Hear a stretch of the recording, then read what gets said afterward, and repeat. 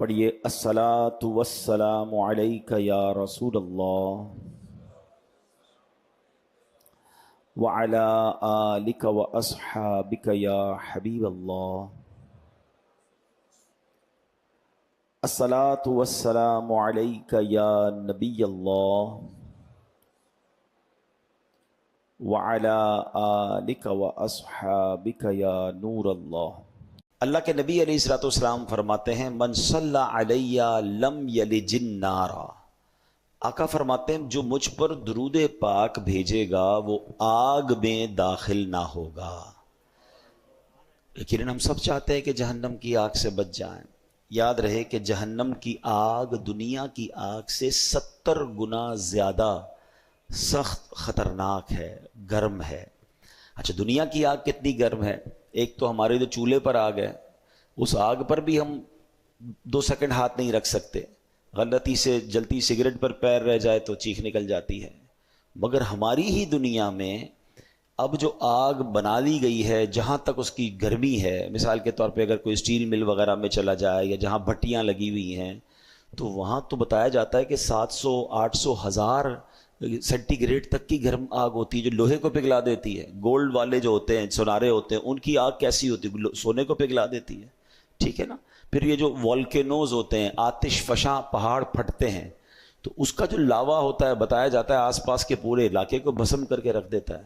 تو یہ ساری دنیا میں موجود آگیں ہیں، اور جہنم کی آگ کے بارے میں فرمایا وہ اس سے بھی 70 گنا زیادہ سخت ہے۔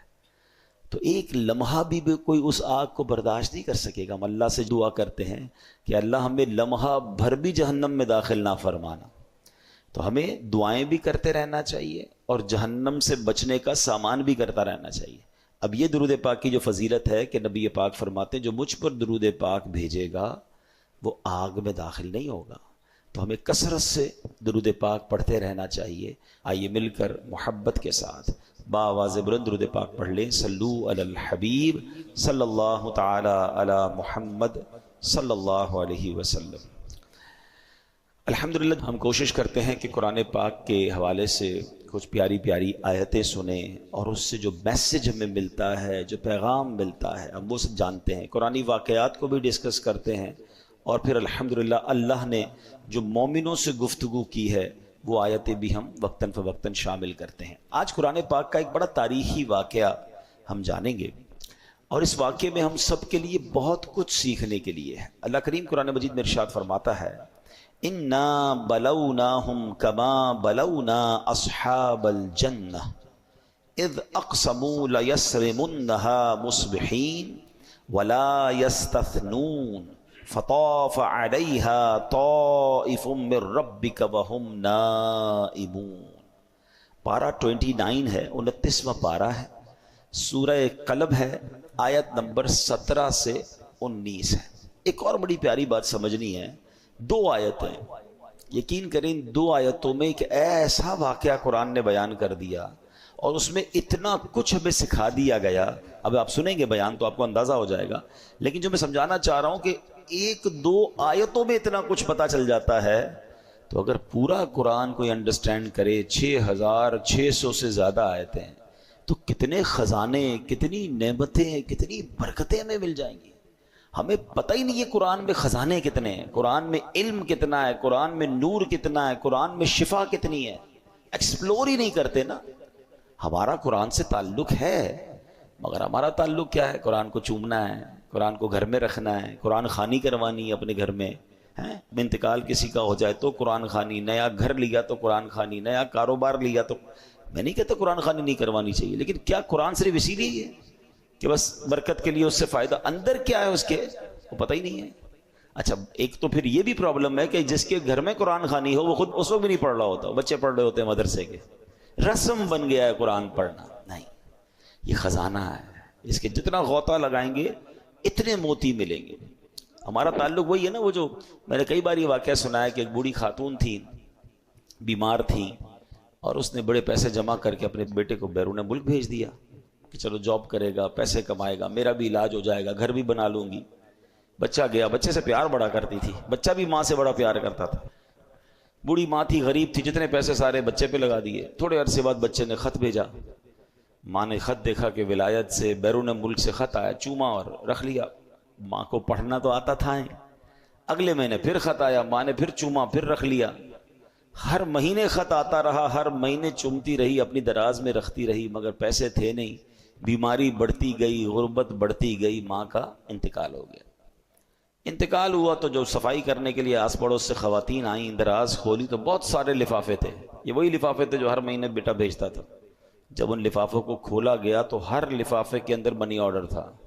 ہر لفافے میں بچے نے ماں کے لیے پیسے بھجوائے تھے، چیک بھجوایا تھا، پے آرڈر بھجوایا تھا۔ ماں کو پڑھنا ہی نہیں آتا تھا، چومتی تھی بس، خزانہ اندر رہ گیا۔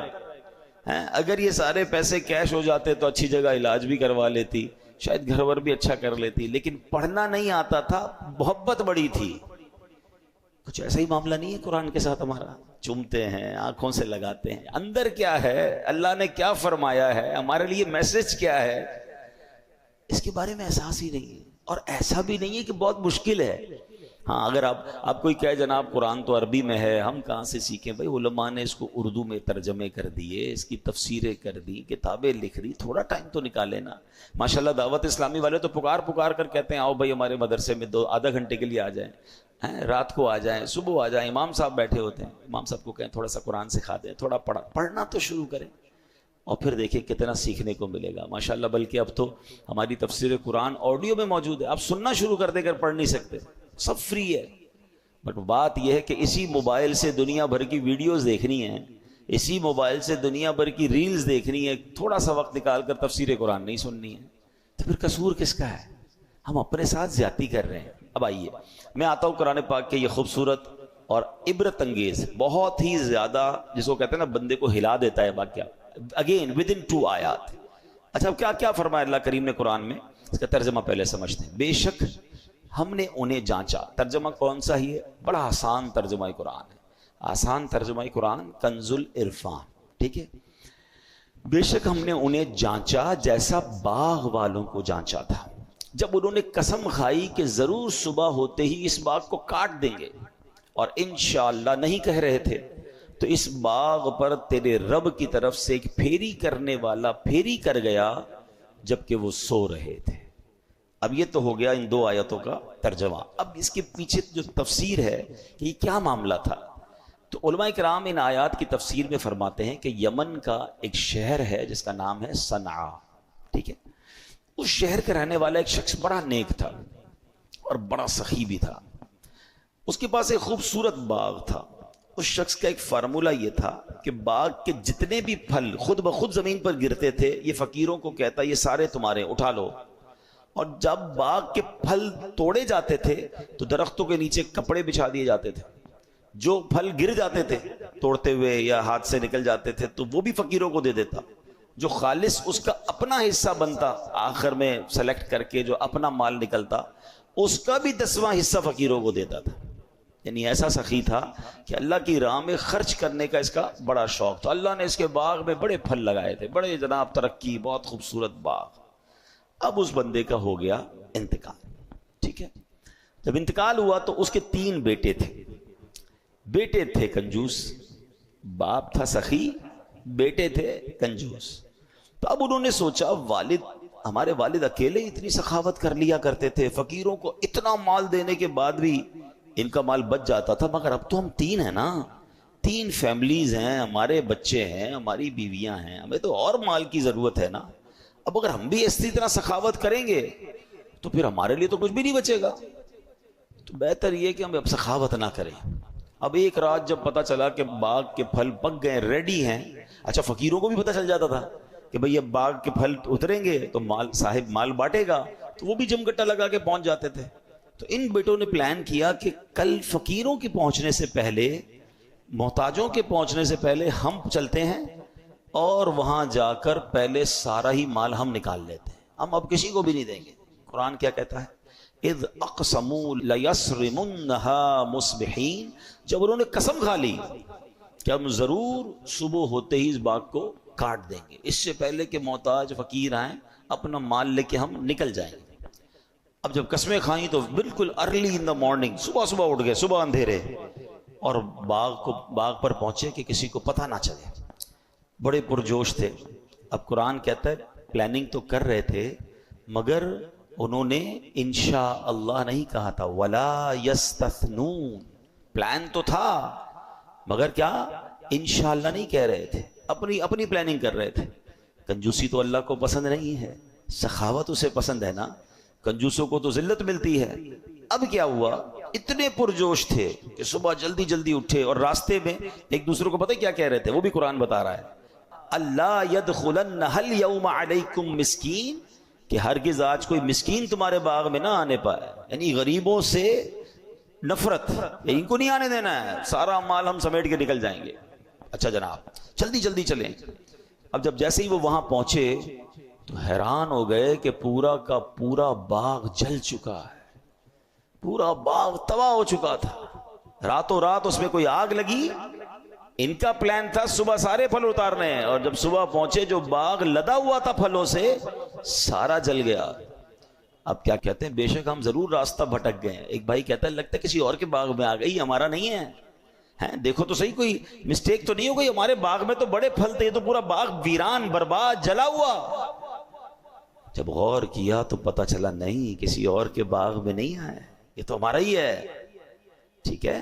اب قرآن کیا کہتا ہے، وہ کہتے ہیں بل نحن محرومون، بلکہ ہم تو محروم ہو گئے، بھٹکے نہیں ہیں، راستہ چینج نہیں ہوا، یہ ہمارا ہی باغ ہے، بربادی ہو گئی. کسی کی سوچوں نے کب سراہا، وہی ہوا جو خدا نے چاہا. جو اختیار بشر پہ پہرے بٹھا رہا ہے وہی خدا ہے. کوئی تو ہے جو نظام ہستی چلا رہا ہے، میرا خدا ہے. اے میرے پیارے اسلامی بھائی، کس قدر اس واقعے میں درس موجود ہے. سب سے پہلے تو اللہ پاک کی قدرت کے متعلق سبق سیکھیے نا، کہ کتنا ایسا ہوتا ہے جب ہم چاہتے ہیں یار یہ ہو جائے گا، وہ ہو جائے گا، میں یہ کر لوں گا، میں وہ کر لوں گا، میں یہ میری پلاننگ. ہوتا وہ نہیں ہے، ہوتا وہی ہے جو رب چاہتا ہے. اللہ قرآن میں فرماتا ہے اور تم کچھ نہیں چاہ سکتے مگر یہ کہ اللہ چاہے جو سارے جہانوں کا رب ہے. یہ بات ماننی پڑے گی کہ جو رب نے چاہنا ہے نا ہونا وہی ہے. انسان کہتا ہے میرا فیصلہ، میرا ڈیسیشن، میری پلاننگ، کچھ بھی کر لیں. ہاں اللہ جو چاہے گا وہی ہوگا، وہی خالق، وہی مالک، وہی قدرت والا. امام جعفر صادق رحمۃ اللہ تعالی علیہ کا قول سنیے. کہتے ہیں اپنے ارادوں کے ٹوٹنے سے میں نے رب کو پہچان لیا. یعنی جو میں چاہتا ہوں وہ نہیں ہوتا، اس کا الٹ ہو جاتا ہے. اس سے مجھے معلوم ہو گیا کہ کوئی تو ہے جو میرے ارادوں پہ پہرا لگا رہا ہے، وہی خدا ہے. ایسا ہوتا ہے نا ہمارے ساتھ، ٹکٹ بھی بک ہو جاتی ہے، آگے کی پلاننگ بھی بک ہو جاتی ہے، ادھر جا کے کسی ملک میں جانا ہے، کسی شہر میں جانا ہے، ادھر کس سے ملنا ہے، ساری پلاننگ بک ہے. مگر اچانک کوئی ایسا معاملہ ہوتا ہے سارا سفر ہی کینسل ہو جاتا ہے. پلاننگ تو جانے کی تھی، کیوں نہیں ہوا؟ بہت کچھ زندگی میں آپ کے ساتھ ایسا ہوا ہوگا. بات یہ ہے اب دو چیزیں ہیں، میں نے پلاننگ کی اور نہیں ہوئی. اب ایک طریقہ تو یہ چیخنا شروع کر دوں، چلانا شروع کر دوں، کوسنا کسی کو شروع کر دوں، اور دوسرا اس پورے واقعے سے عقل مندی یہ ہے کہ سبق لوں کہ یہ میرے رب کا فیصلہ ہے. اپنی اوقات پتہ چلنی چاہیے. پنجابی میں کہتے ہیں لگ پتہ جانا چاہیے کہ میں کچھ نہیں ہوں، میرا رب سب کچھ ہے. ایسے موقعوں پر مزید اللہ کی قدرت کو جاننا چاہیے، عاجزی اختیار کرنی چاہیے، اور پھر دل کو مطمئن بھی کرنا چاہیے کہ نہیں ہوا تو یہی بہتر ہوگا. حضرت امام اعظم ابو حنیفہ رحمۃ اللہ تعالی علیہ کتنے بڑے بزرگ ہیں. کہتے ہیں خدا کے وجود کی، کسی نے ایک سوال کیا خدا کے وجود کی دلیل دیجئے، بتائیے خدا ایگزسٹ کرتا ہے، خدا موجود ہے. فرمایا آدمی چاہتا ہے میرے گھر بیٹا پیدا ہو، مگر بیٹی پیدا ہو جاتی ہے. اس سے پتا چلتا ہے کہ جس کا ارادہ، جس کی مرضی اس دنیا پر نافذ ہے وہی خدا ہے. ارادے بہت ہیں، پلاننگ بہت ہے، مگر ہمارے ارادوں سے الگ چیز ہو جاتی ہے. یہی تو بتا رہا ہے کہ تمہاری مرضی نہیں، اس دنیا میں ہے خالق ہے، مالک ہے، جو بلکہ دنیا کا مالک ہے وہی خدا ہے. ابھی حال ہی کی بات ہے، کسی ملک کا ایک شخص تھا جو خود کو ملک الارادہ، مرضی کا بادشاہ کہتا تھا. مسلمان تھا بیچارہ. کیا ہوا بیچارے کو؟ پھیپڑوں کا کینسر ہوا، اس کا انتقال ہو گیا. تو یہ جو ہوتا نا میں کر و فر، میرا فیصلہ، میرا ڈیسیشن، میری پلاننگ، سب کچھ جناب طے ہے، کچھ بھی نہیں چینج ہوگا، یہ نہ کہا کرو. پلاننگ کرنا چاہیے مگر انشاء اللہ بھی کہتے رہے. اور ساتھ ذہن میں بھی یہ بات رکھے رب نے چاہا تو ہوگا. ہیں سبحان اللہ. زمین میں اللہ پاک کی مرضی نافذ ہے, حکم صرف اسی کا چلتا ہے, وہ غالب ہے. قرآن کریم میں اس نے کیا فرمایا؟ وَهُوَ الْقَاهِرُ فَوْقَ عِبَادِهِ, وہی اپنے بندوں پر غالب ہے. غرض یہ کہ بات ہمیں اپنے ذہن میں بٹھانی چاہیے کہ اس دنیا میں مرضی صرف اللہ پاک کی چلتی ہے. ہمیں چاہیے کہ طاقت, عہدے, مال و دولت وغیرہ کے غرور میں نہ آیا کریں, اللہ پاک کے حضور سر جھکا کر رکھے. ان باغ والوں کا جو بڑا عیب کیا بیان ہوا, پوشیدہ اسباب جن کی وجہ سے باغ تباہ ہو گیا, ان کا ایک عیب یہ تھا وَلَا يَسْتَثْنُونَ, انشاءاللہ نہیں کہہ رہے تھے. انہوں نے اپنے آپ پر بھروسہ کیا تو کیا ہوا؟ باغ جل گیا, سب تباہ ہو گیا. لَوْلَا تُسَبِّحُونَ, تم تسبیح کیوں نہیں کرتے؟ اے میرے پیارے اسلامی بھائی, اللہ کا نام لینا چاہیے, اللہ کی مرضی پر یقین ہونا چاہیے. اللہ اکبر. یہاں ایک اور میں آیت آپ کے سامنے پیش کروں گا, اور یہ آیت اتنی کمال کی ہے, اگر کسی دن سمجھ آ جائے نا تو زندگی میں جو کام نہیں ہوتے, جس کی وجہ سے ہم ڈپریشن کا شکار ہو جاتے ہیں, کنفیوز رہتے ہیں, پریشان رہتے ہیں, یار یہ کیوں نہیں ہوا, اتنی پلاننگ تھی, اتنی تمنا تھی, اور بندہ بعض اوقات مایوسی کی طرف چلا جاتا ہے. میری قرآن پاک کی جو سب سے فیورٹ آیات ہیں, it is one of the most favourite میری آیت, اور اس کے جو ترجمہ آپ پڑھو گے تو آپ کی بھی پسندیدہ ہو جائے, کیونکہ زندگی گزارنے کا اس میں طریقہ مل جاتا ہے, اپنے دل کو بڑی تسلی مل جاتی ہے. اللہ قرآن مجید میں ارشاد فرماتا ہے وَعَسَىٰ أَن تَكْرَهُوا شَيْئًا وَهُوَ خَيْرٌ لَكُمْ وَعَسَىٰ أَن تُحِبُّوا شَيْئًا وَهُوَ شَرٌّ لَكُمْ وَاللَّهُ يَعْلَمُ وَأَنْتُمْ لَا تَعْلَمُونَ. اللہ قرآن میں فرماتا ہے, اور قریب ہے کہ کوئی بات تمہیں ناپسند ہو. ہم کہتے ہیں یہ نہیں ہونا چاہیے, بیٹی نہیں ہونی چاہیے, معاذ اللہ لوگ بیٹی کو برا سمجھتے ہیں. بھائی بیٹی تو رحمت ہے, چلے اس کے علاوہ بھی زندگی میں بہت ساری چیزیں جو ہمیں پسند نہیں ہوتی. اللہ فرماتا ہے قریب ہے کہ کوئی بات تمہیں ناپسند ہو, حالانکہ وہ تمہارے حق میں بہتر ہو. تم اس سے برا سمجھ رہے ہو, بعد میں پتہ چلتا ہے ہاں یار یہ تو میرے لیے بہتر تھا. ایسا کئی بار آپ کے ساتھ ہوا ہوگا کہ کوئی چیز ملی یا کوئی آپ کے بارے میں فیصلہ ہوا, آپ نے بڑا واویلا مچایا, بڑا افسوس کیا, تھوڑے عرصے بعد پتہ چلا یار میرے لیے تو یہی بہتر تھا. آگے قرآن کہتا کیا ہے؟ وَعَسَىٰ أَن تُحِبُّوا شَيْئًا وَهُوَ شَرٌّ لَكُمْ, اور قریب ہے کہ کوئی چیز تمہیں پسند آئے حالانکہ وہ تمہارے لیے حق میں بری ہو. بعض اوقات کہتے ہیں یار مجھے یہ پسند ہے, یہ نہیں ملتی تو دل ٹوٹ جاتا ہے. اچھا پسند ہے تو حرام طریقے سے حاصل کر رہے ہیں, نہیں ملی کوئی بات نہیں, کیا پتہ یہی میرے لیے بری ہو, اور ہوتا ہے ایسا. لیکن اگلی جو آیت کا جز ہے نا, وہ ادھر اللہ کرے نقش ہو جائے. اللہ فرماتا ہے اللہ یعلم وانتم لا تعلمون, اللہ جانتا ہے اور تم نہیں جانتے. یہ بات سمجھ لیجئے, ہم نہیں جانتے ہمارے لیے کیا بہتر ہے. ہم اللہ سے یہی کہیں نا, اللہ تو جانتا ہے, ہمارے لیے بہتر فیصلہ فرما دے, ہمیں بہتر عطا فرما دے. اور جو رب عطا فرمائے اس پر یقین, اس پر اطمینان, اس پر سکون ہونا چاہیے. اللہ کا فیصلہ ہے.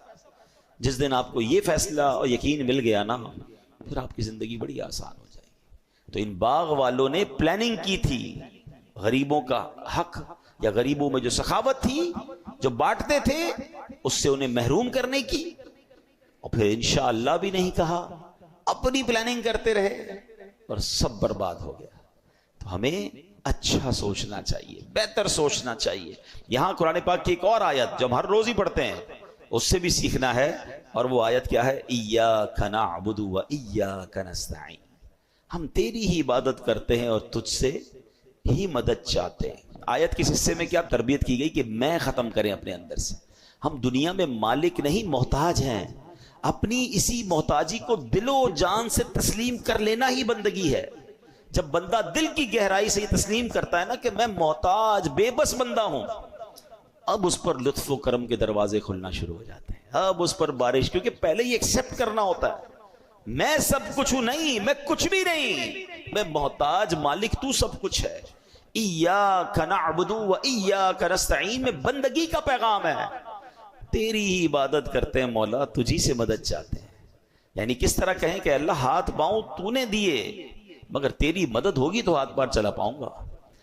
مولا میرے پاس پاؤں تو نہیں دیے ہیں, مگر میں جب تک نہیں چل سکتا جب تک تیری مدد نہیں ہوگی. نہیں دیکھے پاؤں والے, پاؤں ہیں جسم میں, چل نہیں پا رہے, ہاتھ ہیں جسم میں, اٹھا نہیں پا رہے. بھائی باڈی میں تو لگے ہوئے ہاتھ, مگر ہاتھ کام نہیں کر رہا ہے. انگلیاں بند نہیں ہو رہی ہیں، پکڑ نہیں پا رہے ہیں، پیر ہے چل نہیں پا رہے.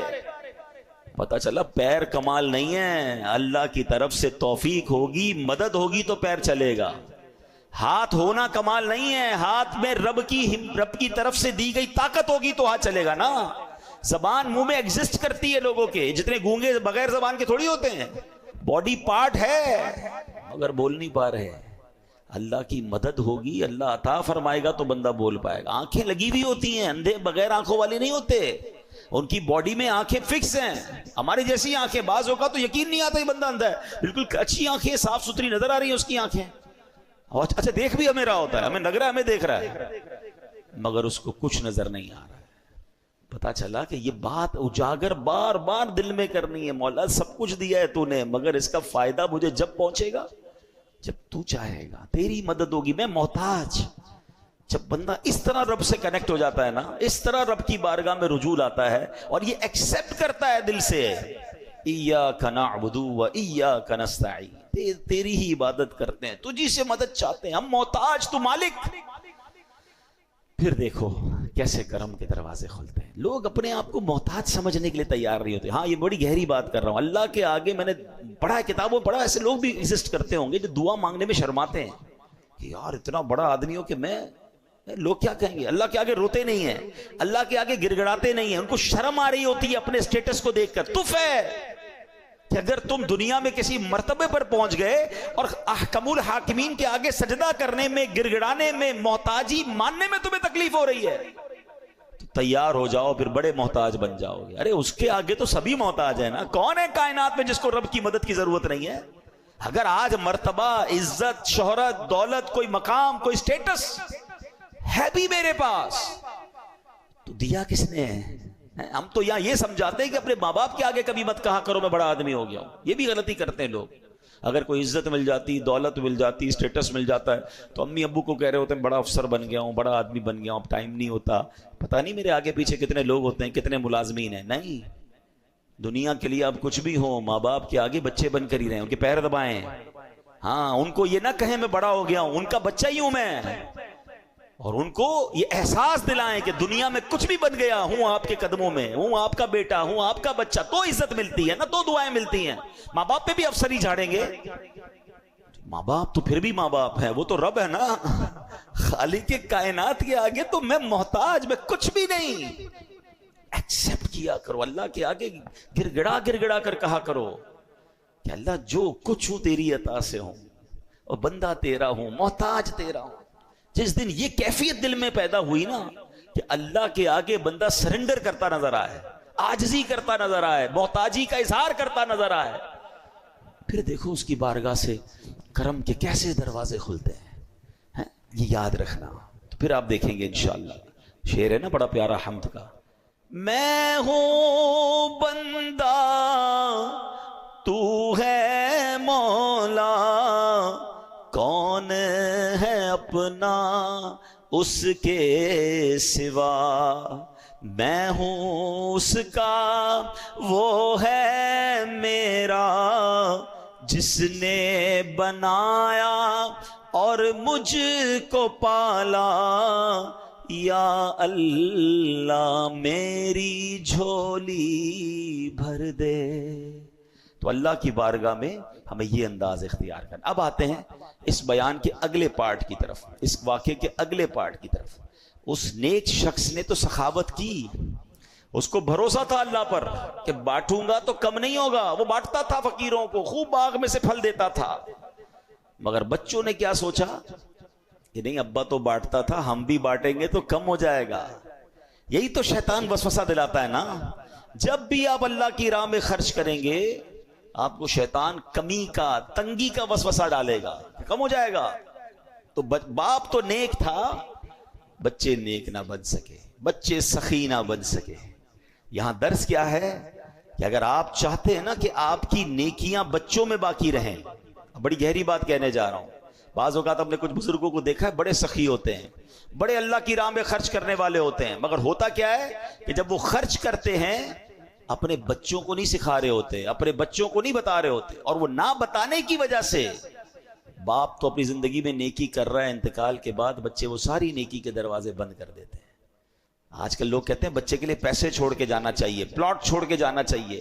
اچھی بات ہے اگر حلال روزی سے کما کر آپ بچوں کے لیے کچھ چھوڑنا چاہتے ہیں، لیکن بچوں کو دیکھ بھی تو بنا کر جائیں نا، سخاوت بھی تو سکھا کر جائیں کہ بیٹا توکل بھی رکھنا، یہ پیسہ ہی سب کچھ نہیں ہے، اللہ کی راہ میں خرچ کرو گے اللہ اور ملٹیپلائی کر دے گا. مگر بعض اوقات دانستہ یا غیر دانستہ لوگ اپنے بچوں کو کنجوس بنا رہے ہوتے ہیں کہ بیٹا پیسہ ہی سب کچھ ہے، سنبھال کے رکھنا، خرچ نہ کرنا، پیسہ ہوگا تو کامیاب ہوگا. یہ رونگ تعلیمات ہیں. اگر میں جتنے بزرگ مجھے سن رہے ہیں، اب خود سوچیں آپ نے سٹارٹ کہاں سے کیا تھا. بہت بڑی تعداد ہمارے یہاں وہ ہوتی ہے جو بہت چھوٹے پیسوں سے سٹارٹ کر کے آج اللہ نے بڑا بنا دیا. اللہ نے بنایا نا آپ کو، آپ پہلے سے تو پیسے والے نہیں تھے. بہت سارے یہاں مجھے وہ سن رہے ہوں گے جب ڈیفنس میں پیدا نہیں ہوئے ہوں گے، کسی چھوٹے علاقے میں رہتے تھے، اللہ نے ترقی دی، آپ ڈیفنس میں آ گئے، اب بچے ڈیفنس میں بڑے ہو رہے ہیں. مثال دے رہا ہوں، یہ پوری دنیا کے لیے مثال ہے میری. تو اب بچوں کو یہ نہ کہیں کہ بیٹا تم یہاں رہو گے تو ترقی کرو گے. بھائی آپ کے پاس تو کچھ نہیں تھا، کیسے ترقی کر لیا آپ نے؟ اللہ چاہے گا تو غریب کو بھی امیر بنا دے گا. مگر اس غربت سے امارت کا جو سفر تھا اس میں آپ کی کچھ نیکیاں تھی، آپ کی کچھ سخاوت تھی، آپ نے کوئی اچھے اعمال کیے. اگر بچوں میں وہ اعمال نہ اتارے تو یہ امیری سے غریبی کی طرف بھی جا سکتے، کیونکہ اللہ کے ہاتھ میں سب کچھ ہے نا. تو سخاوت سکھائیں، نیکیاں سکھائیں. ایک پرابلم کیا ہے کہ لوگ خاص طور پہ، اب ہم بھی چونکہ جب کبھی کبھی چیریٹی کے لیے کہیں جاتے ہیں تو لوگ ہمیں کسی ینگسٹر سے بات ہو نا کہ بیٹا آپ اپنی زکوٰۃ کس کو دیتے ہیں، کہ ہمیں نہیں پتا کس کو دیتے ہیں، ابو دیتے ہیں یا دادا حضور دیتے ہیں. اچھا بھائی آپ نیکی کے کام میں خرچ کیا ہوتا ہے، ہمیں کچھ بھی نہیں پتا، وہ دادا حضور کرتے ہیں، ابو کرتے ہیں. یہ غلط کرتے ہیں. اگر آپ نوجوان نسل کو انوالو ہی نہیں کر رہے اپنی زکوٰۃ میں، نوجوان نسل کو، اپنے بچوں کو، اپنے پوتے پوتیوں کو بتا ہی نہیں رہے کہ آپ کہاں کہاں خرچ کرتے ہیں، کیسے حساب کرتے ہیں، تو جس دن آپ کا انتقال ہوا ان کو تو پتہ ہی نہیں ہوگا کتنا خرچ کرنا. ان کو لگے گا سارے پیسے ہمارے، کیوں خرچ کرنا ہے بھائی، کیوں زکوٰۃ دینی ہے، کیوں صدقہ دینا ہے، کیوں خیرات دینی. یہ سارے نیکی کے دروازے بند ہو جائیں. یہی تو ہوا نا جو میں نے قرآنی واقعہ آپ کو سنایا کہ باپ سخی تھا، اولاد سخی نہ بنی، پورا باغ جل کر راکھ ہو گیا. یہ بات یاد رکھنی ہے. ہم نے غریبوں کو محنت کر کے امیر بنتے دیکھا، مگر بچوں کی اچھی تربیت نہ کرنے کی وجہ سے ان کے انتقال کے بعد ان بچوں کو پھر غریب ہوتے دیکھا. وہ غریب سے امیر بن گیا کیونکہ محنت کی تھی، اخلاص تھا، نیکی تھی، اللہ پر توکل تھا، دعائیں تھی، سخاوت تھی، اسٹرگل تھی. بچے تو سونے کا نوالا لے کے پیدا ہوئے، پیسے بھی ملے، تربیت بھی نہ ملی. اسی پیسے کو جناب کوئی جوئے میں لگا رہا ہے، کوئی شراب میں لگا رہا ہے، اور بعضوں کا سب برباد ہوتے دیکھا. نہیں، صرف پیسہ چھوڑ کے نہیں جانا ہے، اچھی تربیت چھوڑ کے جانا ہے. ان کو اپنے نیکی کے کاموں میں انوالو کریں. علماء نے کہا اپنے بچے کو سخی بنانے کا طریقہ یہ ہے کہ جب بھی نیکی کا کام کرے بچے کے ہاتھ سے کروائے، سخاوت کرے، اپنی اولاد کو بتا کر کرے، اس کو کہ آپ بھی کرو، اس کے ہاتھ سے دلوائے، تاکہ یہ پریکٹیکل ٹریننگ ہے کہ ہمارے ابو اس طرح بانٹتے تھے، ہمارے دادا اس طرح بانٹتے تھے، گھر میں یہ نیکی ہوتی تھی، گھر میں یہ ختم ہوتا تھا، گھر میں اس بزرگ کا جب یوم منایا جاتا تھا تو غریبوں کو کھانا کھلایا جاتا تھا. کتنے ایسی چیزیں جو روایتیں ختم ہوتی جا رہی ہیں کیونکہ سارے کام اپنے ہاتھ میں رکھے ہم نے، بچوں کی ٹریننگ ہی نہیں کی. ایسا نہ کریں، انوالو کریں. بچہ جناب کہاں ہے، وہ اس کا کام کھیلنا کودنا کاروبار کرنا، ابا سارے نیکی کے کام کر رہے ہیں، بالکل کیجیے آپ، مگر ان نیکی کے کاموں میں اپنے بچوں کو انوالو کیجیے. یہ نیکیاں باقی رہیں گی. آپ میں سے، ہم میں سے بہت سارے وہ ہیں جو 40s پلس 50s ہیں. اگر میرے اور آپ کے اندر کوئی نیکی ہے تو ہمارے ماں باپ کی وجہ سے، انہوں نے سکھایا تھا، ہمیں ساتھ بٹھا کر سکھایا تھا. مگر ہمارا اور ہماری جنریشن کا گیپ ہے، ہم نہیں سکھا رہے، ہم ڈسکس ہی نہیں کر رہے ان چیزوں کو. یہ قرآنی واقعہ پکار پکار کے کہہ رہا ہے کہ باپ سخی تھا، فقیروں کو بانٹتا تھا، بیٹوں کی غلط نیت بنی، وہ باغ جل کر راکھ ہو گیا. تو یہ نہ کریں. اور اللہ کو سخی کتنا پسند ہے، سبحان اللہ. میں چند حدیثیں آپ کو سناتا ہوں تاکہ اللہ کی راہ میں خرچ کرنے کا جذبہ بیدار ہو. بہت خوبصورت میرے واقعہ سنیے گا توکل کی. دیکھیں بچوں کی ٹریننگ کیسے ہوتی ہے. ایک بزرگ تھے احمد بن حرب رحمۃ اللہ تعالیٰ، انہوں نے اپنے بچے کی تربیت کیسے کی. وہ کیا کرتے تھے، انہوں نے بچوں کو توکل سکھانا تھا کہ اللہ پر بھروسہ کرنا ہے. انہوں نے کہا بیٹا جب بھی بھوک لگے نا تو دعا کرنی اللہ سے، کسی اور سے نہیں مانگنا، اللہ سے مانگنا، یا اللہ کھانا چاہیے. اپنی زوجہ کو کہا جب بھی بیٹا دعا کرے نا تو اس کے گھر میں اس نے پورا سمجھ دیوار میں سوراخ بنایا کہ پیچھے چپکے سے تم نے کھانا رکھ دینا ہے اس میں. بیٹا اس سوراخ کے پاس جا کے اللہ کی بارگاہ میں دعا کرتا، یا اللہ بھوک لگی ہے، تھوڑی دیر بعد سوراخ سے اس کو کھانا مل جاتا. اس کی ٹریننگ یہ ہونے لگی کہ جب بھی کوئی مشکل ہو اللہ سے مانگنا ہے.